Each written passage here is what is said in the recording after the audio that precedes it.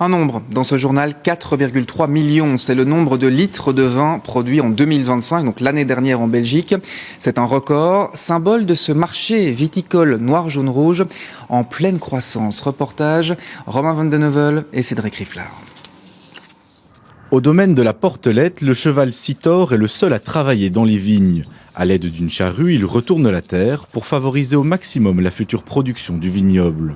Printemps, on va casser les buttes de terre qu'on a fait à l'automne, à l'automne pour aérer la terre, faire la vigne des tests de la concurrence, donc des mauvaises herbes au pied, et donc là avec la petite charrue, on va très légèrement biner en fait toutes les mauvaises herbes au pied de la vigne. La production de vin belge a battu tous les records l'année dernière. Elle représente plus de 1000 hectares dans tout le pays.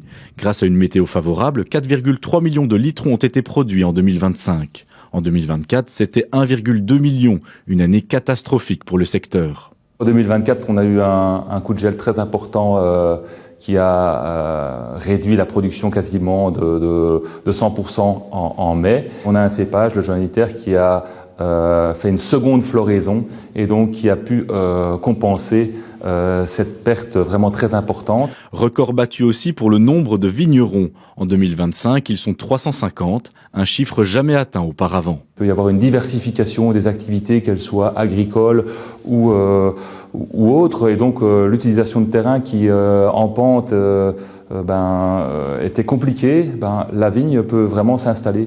Le vin rouge et le vin blanc mousseux enregistrent la plus grande progression. Des chiffres encourageants, mais un métier difficile. L'association des vignerons wallons relativise. C'est pas tout de faire du vin, après il faut le vendre. Et la vigne demande énormément de main-d'œuvre, donc nous en avons pas énormément de qualifiés, puis elle est très chère. Il y a encore beaucoup de choses qui doivent se faire à la main.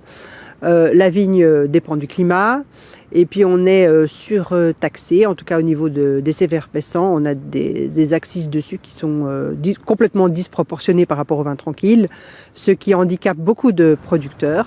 Malgré ces chiffres, l'association préconise la prudence pour l'avenir du secteur, un avenir dépendant en grande partie de la météo.